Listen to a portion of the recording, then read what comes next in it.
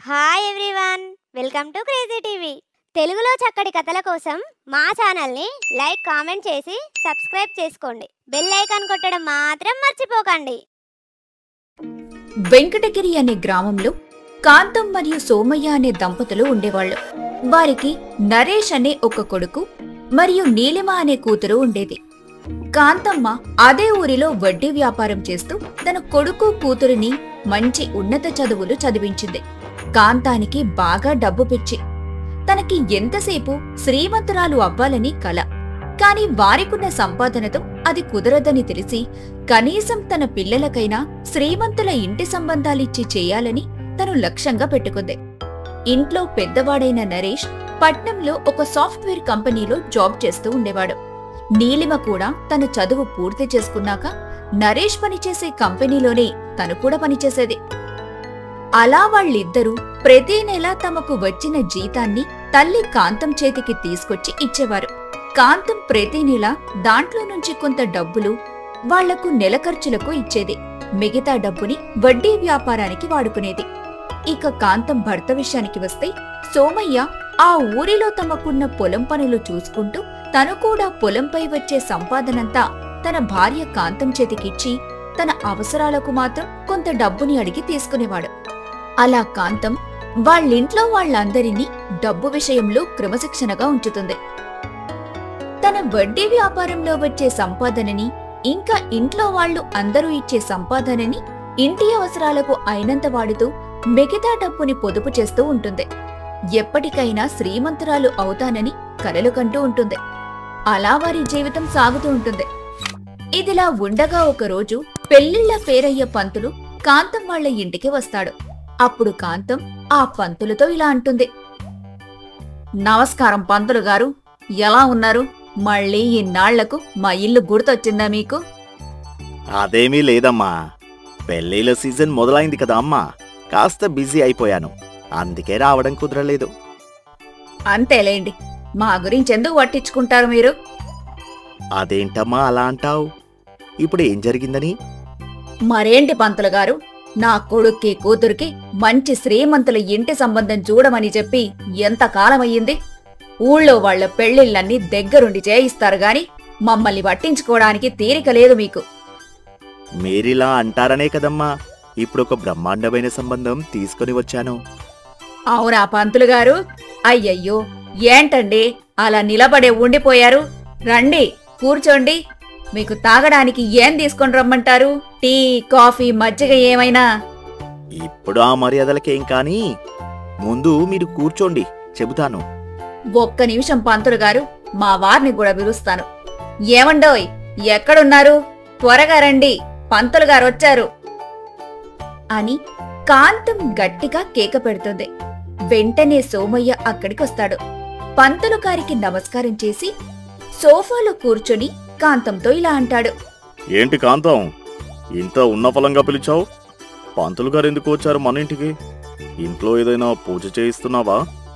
అబ్బా, పూజ కాదండి, పంతులు గారు మన పిల్లలకి మంచి సంబంధాలు తీసుకొచ్చారు. అమ్మా సంబంధాలు కావమ్మా, సంబంధం. ఏంటి పంతులు గారు, అంటే మీరిప్పుడు తీసుకొచ్చింది ఒకటే సంబంధమా? అవునండి, మీ కూతురు నీలిమకి మాత్రమే ప్రస్తుతానికి ఒక మంచి సంబంధం తీసుకొచ్చాను. సరే అయితే అలాగే గానివ్వండి. అయినా మంచి సంబంధం అంటున్నారు, ఇంతకీ మీరసలు విషయం చెప్పట్లేదు. ఇంతకీ వాళ్ళది శ్రీమంతుల కుటుంబమేనా? మీ గురించి నాకు తెలియదా అమ్మా? శ్రీమంతుల కుటుంబమే. ఒక్కగానొక్క కొడుకు, ఆడపడుచులెవరూ లేరు. అమ్మాయి అదృష్టవంతురాలు. అత్తామామలు అనంతరం ఆ ఆస్తంతా మీ కూతురుదే. ఇంతకీ పంతులు గారు, అబ్బాయి ఏం చేస్తుంటాడో చెప్పనేలేదు? మీరుండండి, అవతలంత ఆస్తిపాస్తులుండగా ఉద్యోగం చేయాల్సిన కర్మ వాళ్లకేం పట్టిందండి? పంతులు గారు, మీరీ సంబంధమై ఖాయం చేసేయండి. చేసేయొచ్చు కాని వాళ్ళదొక చిన్న షరతుందమ్మా. ఏంటి పంతులు గారు ఆ షరతు? పెద్దగా ఏం లేదమ్మా, అమ్మాయి పెళ్ళైన తర్వాత ఎక్కడా ఉద్యోగం చేయకూడదు, అంతే వాళ్ళ షరతు. అంత శ్రీమంతులు కదమ్మా. వాళ్ళకు కాబోయే కోడలు జీతం కోసం వేరే వాళ్ళ దగ్గర పనిచేస్తుంటే వాళ్లకు నామోషిగా ఉంటుందని అన్నారు. ఇంత చిన్న విషయం చెప్పడానికి మీరెందుకు అంతలా మోమాట పడుతున్నారు పంతులు గారు? అయినా అంత ఆస్తి పెట్టుకొని నా కూతురికి ఉద్యోగం చేయాల్సిన కర్మేం పడుతుంది చెప్పండి? మీరు నిశ్చింతగా వెళ్ళి వాళ్ళని అమ్మాయిని చూసుకోవడానికి ఇంటికి రమ్మని చెప్పండి. ఇంకా ఎలాగైనా ఈ సంబంధం ఖాయమయ్యేటట్టు చూడండి. మీకు ఇవ్వాల్సిన సంభావనలో ఏ లోటు చెయ్యనులేండి. అలా అన్నారు, బాగుంది. నేను వెంటనే వెళ్ళి వాళ్ళకి ఈ విషయాన్ని చెప్పి మీకు కబురు పెడతాను. సిద్ధంగా ఉండండమ్మా. మరి నేను వెళ్ళి వస్తాను. నాకు సెలవిప్పించండి అని చెప్పి పంతులు అక్కడ్నుంచి బయలుదేరి వెళ్ళిపోతాడు. కాంతం శ్రీమంతుల ఇంటికి వియ్యంకురాలు కాబోతున్నాను అని అనుకుంటూ మురిసిపోతూ ఉంటుంది.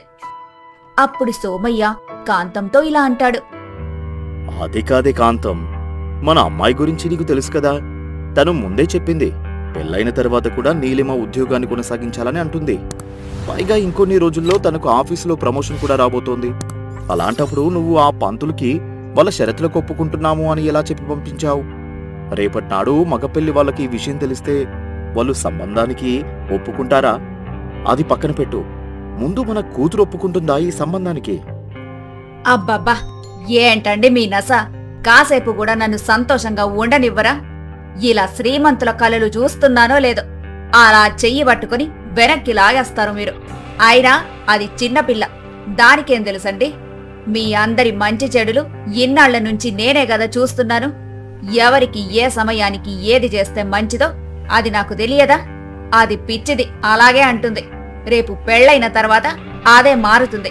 మీరు ఈ విషయాన్ని తనకు చెప్పారంటే నేనేం చేస్తానో చూడండి.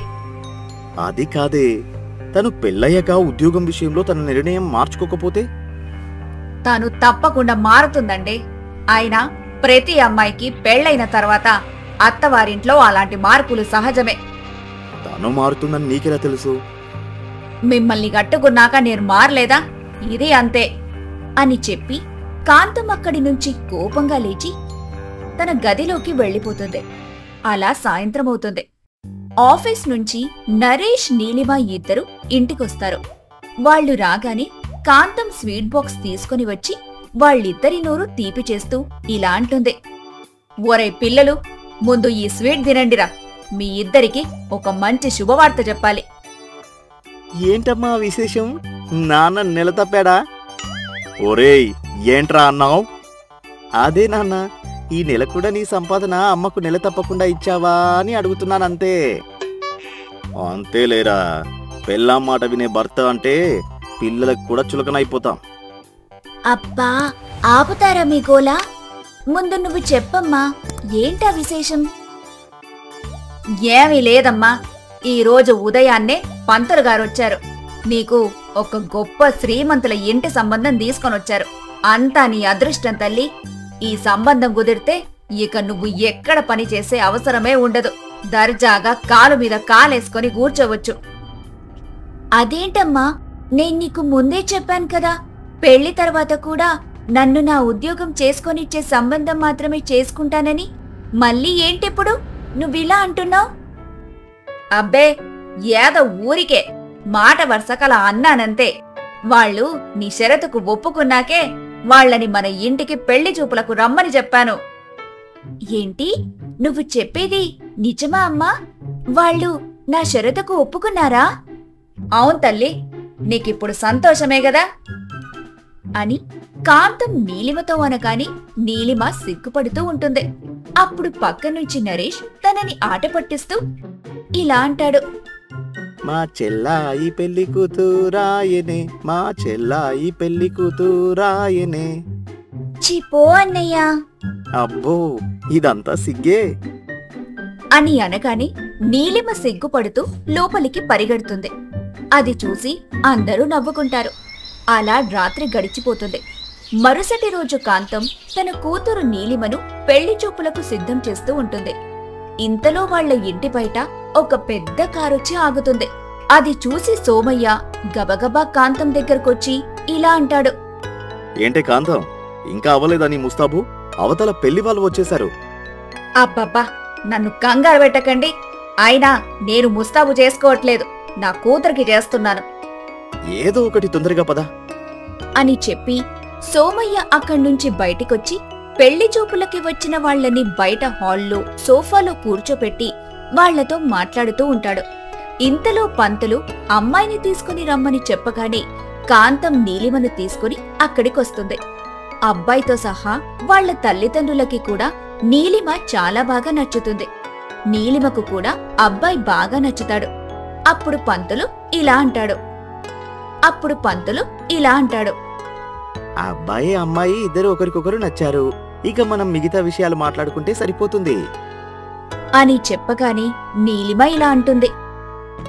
ఒక్క నిమిషం పంతులు గారు, అది ఆ షరతు అని చెప్పబోతూ ఉండగా కాంతం కంగారు పడుతూ ఉంటుంది. ఇంతకీ నీలిమ తన షరతు గురించి వాళ్లతో చెప్పిందా? మరి మగపెళ్లి వాళ్ళు వాళ్ల షరతు గురించి నీలిమతో చెప్పారా? ఇంతకీ కాంతం అప్పుడు ఏం చేసింది? ఇదంతా తెలుసుకోవాలంటే తరువాయి భాగం వరకు వేచి ఉండండి.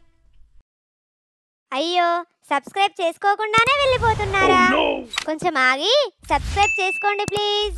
మరో కొత్త కథతో మీ ముందుకు మళ్ళీ వస్తాం. బాయ్.